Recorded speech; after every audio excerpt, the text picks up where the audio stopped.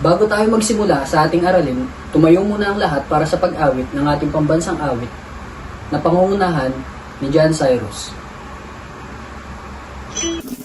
Walang mag-ibig, perlas ng silanganan, halap ng puso, sa dibdib mo'y buhay. Upang hinilang, tuyang hanggang pag-ibig, sa mandulupig, di ka pasisiin, sa dagat at bundok, sa sibuyan, sa langit mong bukhang, malinawang tula at awit sa panay minamahal. Ang isip ng matawat mo'y nagumpay na nagtinilig, ang bituin at araw niya kay pamay ni magdidilim. Lumalang araw ng ating pagsila, kaya langit sa piling. Ang ligaya lang ko ay mag-aakit, ang matay ng aking sayo.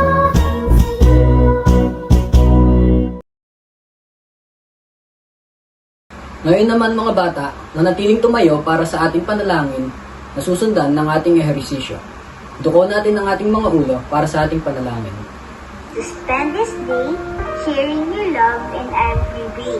Help me to be kind to everyone, to play and love and have lots of fun, shining your light and giving your grace, sharing your joy with a smile on my face.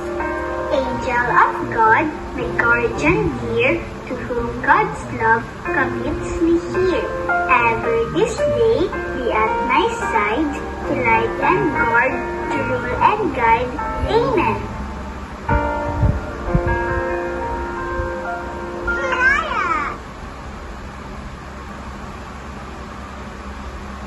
Hey guys, let's do a ram zam zam movement. Ram zam zam, ram zam zam, guli guli guli guli, ram zam zam, ram zam zam, ram zam zam, guli guli guli guli, ram zam zam. Arastic, guli guli guli guli, ram zam zam. Arastic, guli guli guli guli, ram zam zam. Now kids, let's do it faster.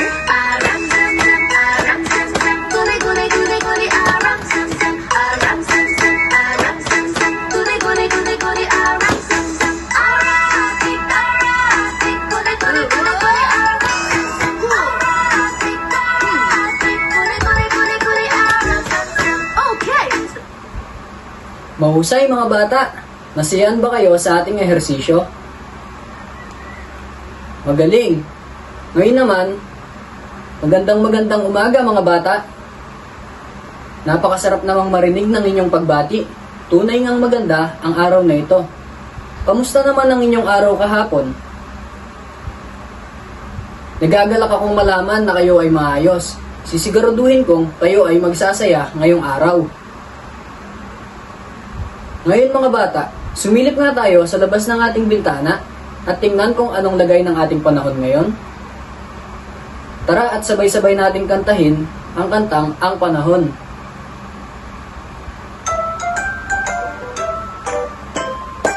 Mini Mini by Everyday Tiger. Please subscribe, like, and share our channel. Thank you. Ang panahon.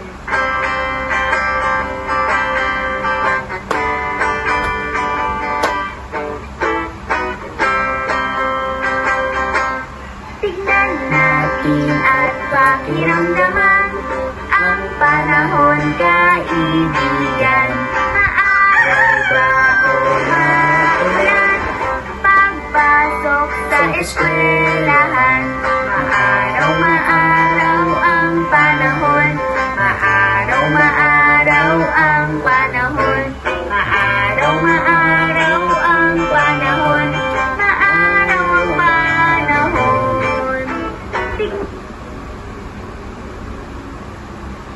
Ngayon natapos na tayong kumanta ng Ang Panahon, mayroon bang makakapagsabi sa akin kung anong lagay ng panahon natin ngayon? Ito ba ay maaraw o maulan?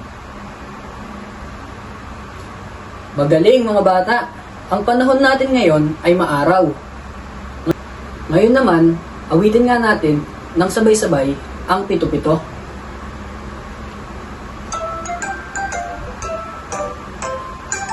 Muni Muni by Everyday Tiger.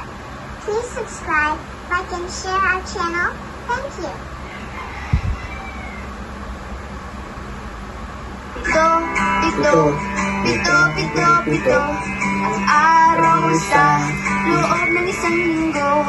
Linggo, Lunes, Martes, Miyerkules, Huwebes, Biyernes, at ang Sabado. Mga araw sa isang linggo.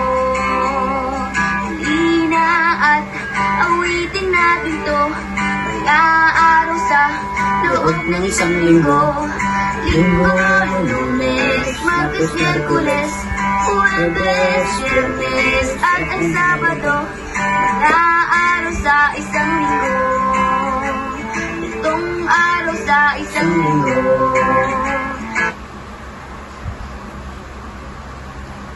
Ngayon, pagkatapos nating awitin ang kantang pito-pito, maaari nyo bang sabihin kung anong araw mayroon tayo ngayon?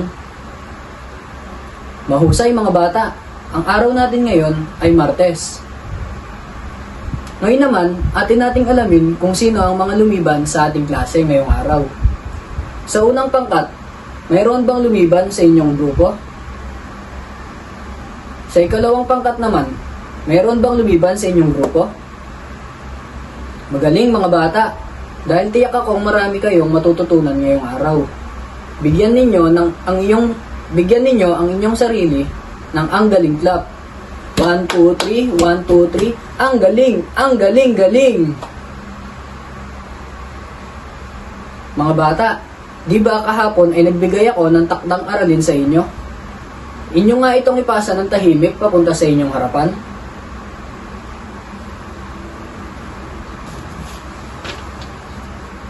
Mga bata, natatandaan nyo ba ang pinag-aralan natin kahapon? Magaling! Sige nga, magbigay nga kayo ng halimbawa kung paano tayo magmalasakit sa ating kapaligiran. Magaling! Ano pa? Magaling mga bata! Tunay ngang inyong naunawaan ang ating pinag-aralan kahapon. Bigyan ninyo ang inyong mga sarili ng very good clap. 1, 2, 3. 1, 2, 3. Very good, very good, very good.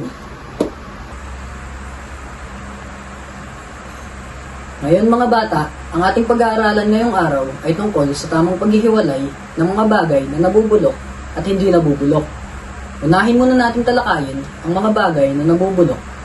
Ang mga nabubulok na bagay o basura ay isang uri ng mga basura na natutunaw at nabubulok sa katagalan ng panahon. Narito ang mga halimbawa ng mga bagay na nabubulok.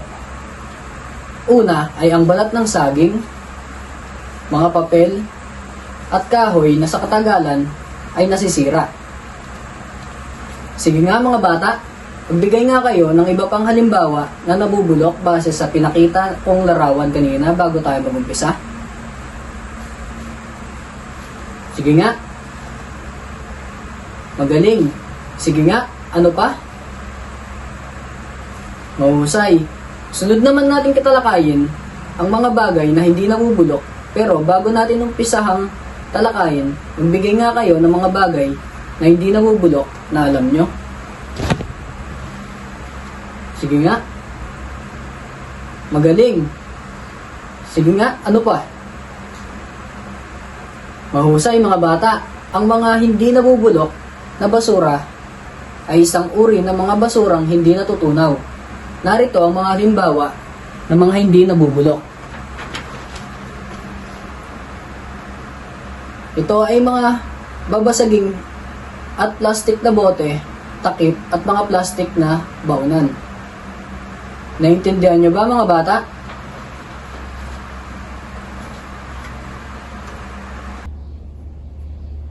Ngayon mga bata, alamin natin kung tunay niyong naunawaan ang ating tinalakay tungkol sa mga bagay na nabubulok at hindi nabubulok.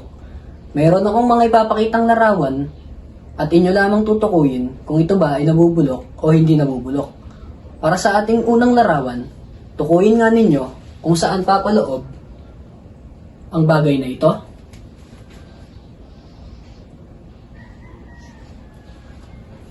Magaling mga bata. Ang plastic ay isang uri ng basurang hindi nabubulok. E ang pangalawang larawan naman kaya?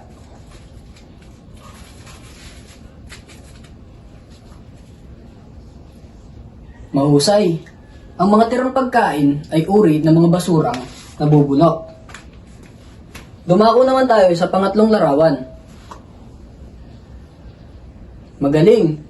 Ang mga bote o lata ay isang uri ng mga basura na hindi nabubulok. At dumako tayo sa huling larawan.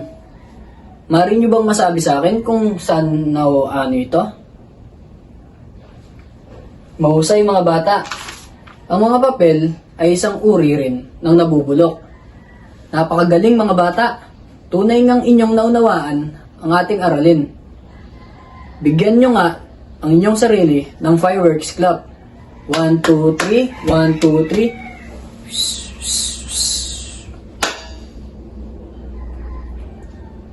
Ngayon naman mga bata, magkakaroon tayo ng pangkatang gawain. Ngunit bago iyon, ano muna ang ating dapat gawin kapag tayo ay may pangkatang gawain?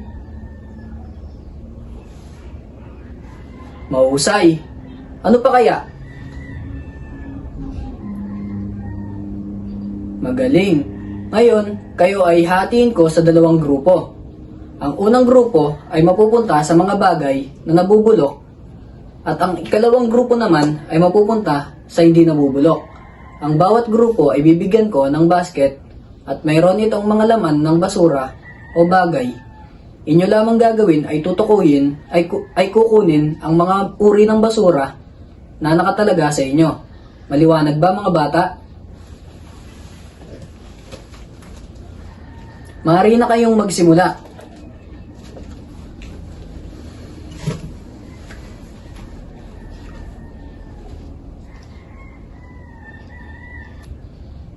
Mahusay mga bata. Ngunit ang unang grupo ang natapos sa ating pangkatang gawain. Kung kaya't bigyan natin sila ng 5 palakpak. 1, 2, 3, 4, 5. Mahusay. Maaari na kayong magsiupo. Ngayon mga bata, kayo ay magkakaroon ng gawain. Magtaas ng kamay kung nais nyong sumagot sa pisara. Sino ang nais sumagot sa una, pangalawa, pangatlo, pang-4, pang-5, pang-6, pang-7, pang-8, at pang-9 na larawan? Sige nga. Ngayon naman, ating wastuhin kung tama ang inyong mga sagot. Para sa unang larawan, ang bote ba ay nabubulok o hindi nabubulok? Tama, ang bote ay hindi nabubulok. Para naman sa pangalawang larawan, ang mga plastic bottles ba ay nabubulok o hindi nabubulok? Mahusay mga bata, ang plastic bottles o bote ay hindi nabubulok. Para sa pangatlong larawan, ang mga balat ba ng saging o prutas ay nabubulok o hindi nabubulok? Mahusay, ang balat ng saging ay nabubulok. Dumako naman tayo sa pang-4 na larawan. Ang lata ba ay nabubulok o hindi nabubulok? Tama. Ang inyong sagot na hindi nabubulok para sa lata ay tama. Ang galing. Para sa pang-5 larawan, ang balat ba ng mga candy o plastic ay nabubulok o hindi nabubulok? Tama ang inyong sagot mga bata. Para sa pang-6 na larawan, ang mga plastic ay mga papel ba ay nabubulok o hindi nabubulok? Mahusay. Ang papel ay nabubulok. Para sa pang-7 larawan, ang mga dahon ba ay nabubulok o hindi nabubulok? Mahusay mga bata. Ang dahon ay kasama sa uri ng mga nabubulok na basura. Para sa pang-8 larawan, ang mga kahoy ba o sticks ay nabubulok o hindi nabubulok? Magaling mga bata. Ang mga kahoy o sticks ay kasama sa mga nabubulok na basura. Para sa last at huling larawan, ang mga bote ba ay nabubulok o hindi nabubulok? Tama. Ang bote ay hindi nabubulok. Mahusay mga bata. Ngayon mga bata, Sa tingin nyo, mahalaga bang pag-aralan natin ang mga bagay na nabubulok at hindi nabubulok? Sa tingin nyo, bakit kaya? Sige nga. Mahusay. Ano pa? Sige nga. Magaling. Ano pa kaya? Magaling. Kung ikaw ay nakakita ng kalat sa inyong daanan, hahayaan mo ba ito o itatapon sa wastong basurahan? Mahusay mga bata. Ang wastong pagtatapon ng basura ay isang simpleng gawain na malaki ang naitutulong sa sambayanan. Ugaliin natin ang maayos na pagtatapon ng basura dahil kung hindi ay maaaring magkatotoo ang kasabihang ang basurang itinapon mo ay babalik din sa iyo. Maliwanag ba? Ngayon naman, ano nga ulit ang ating tinalakay ngayong araw? Mahusay. Ano nga ulit ang hindi nabubulok na bagay? Magaling. Magbigay nga ng halimbawa ng mga hindi nabubulok na bagay. Mahusay. Ano naman ang nabubulok na bagay? Tama. Ano naman ang mga halimbawa nito? Magagaling mga bata.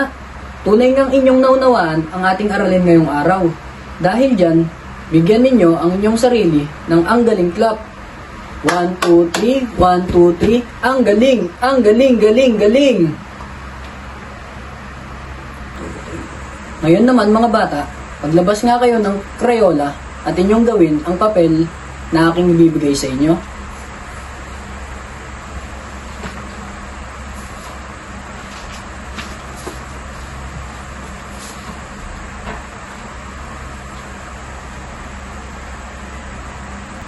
Ngayon naman, tingnan natin kung tama ang inyong mga sagot. Narito ang tamang sagot.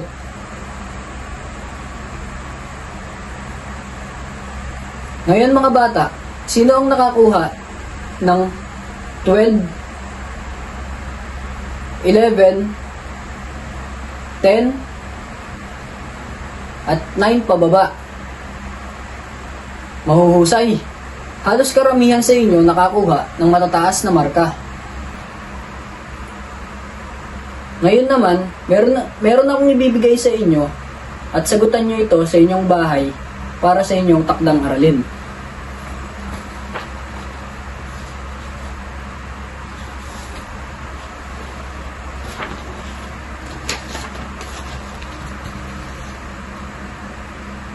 Mayroon ba kayong mga katanungan mga bata? Kung gayon, tignan natin ang ilalim ng mesa kung mayroong kalat at ligpitin na ang inyong mga gamit.